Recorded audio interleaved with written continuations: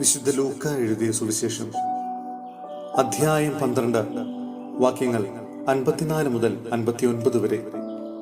കാലത്തിന്റെ അടയാളങ്ങൾ വിവേചിക്കുവിൻ. അവൻ ജനക്കൂട്ടത്തോട് പറഞ്ഞു, പടിഞ്ഞാറ് മേഘമുയരുന്നത് കണ്ടാൽ മഴ വരുന്നു എന്ന് നിങ്ങൾ പറയുന്നു. അങ്ങനെ സംഭവിക്കുകയും ചെയ്യുന്നു. തെക്കൻ കാറ്റടിക്കുമ്പോൾ അത്യുഷ്ണമുണ്ടാകും എന്ന് നിങ്ങൾ പറയുന്നു. അത് സംഭവിക്കുന്നു. കപടനാട്ടുകാരെ, ഭൂമിയുടെയും ആകാശത്തിന്റെയും ഭാവഭേദം വ്യാഖ്യാനിക്കാൻ നിങ്ങൾക്കറിയാം. എന്നാൽ ഈ കാലത്തെ വ്യാഖ്യാനിക്കാൻ നിങ്ങൾക്കറിയാത്തത് എന്തുകൊണ്ട് നിങ്ങൾ ശരിയായി വിധിക്കുന്നില്ല? നീ നിന്റെ ശത്രുവിനോടുകൂടെ അധികാരിയുടെ അടുത്തേക്ക് പോകുമ്പോൾ വഴിയിൽ വച്ചു തന്നെ അവനുമായി രമ്യതപ്പെട്ടുകൊള്ളുക. അല്ലെങ്കിൽ അവൻ നിന്നെ ന്യായാധിപന്റെ അടുത്തേക്ക് കൊണ്ടുപോവുകയും ന്യായാധിപൻ നിന്നെ കാരാഗ്രഹപാലകനെ ഏൽപ്പിക്കുകയും അവൻ നിന്നെ തടവിലാക്കുകയും ചെയ്യും.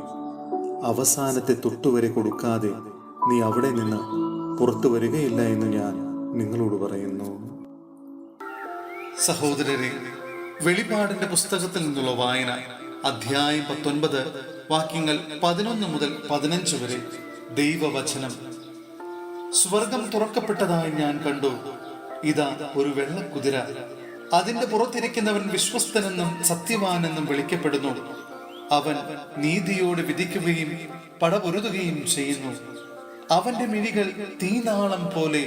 അവന്റെ ശിരസിൽ അനേകം കിരീടങ്ങൾ. അവനെ ആലേഖനം ചെയ്യപ്പെട്ട ഒരു നാമമുണ്ട്. അത് അവനല്ലാതെ മറ്റാർക്കും അറിഞ്ഞുകൂടാ. അവൻ രക്തത്തിൽ മുക്കിയ മേലങ്കി ധരിച്ചിരിക്കുന്നു. അവന്റെ നാമം ദൈവവചനമെന്നാണ്.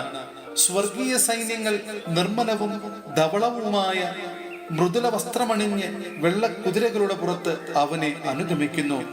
അവന്റെ വായിൽ നിന്ന് മൂർച്ചയുള്ള ഒരു വാൾ പുറപ്പെടുന്നു. സർവ്വജനതകളുടെയും മേൽ അത് വധിക്കും. ഇരുമ്പ് ദണ്ടുകൊണ്ട് അവരെ ഭരിക്കും. സർവശക്തനായ ദൈവത്തിന്റെ ഉഗ്രക്രോധത്തിന്റെ മുന്തിരിച്ചക്ക് അവൻ ചവിട്ടുകയും ചെയ്യും.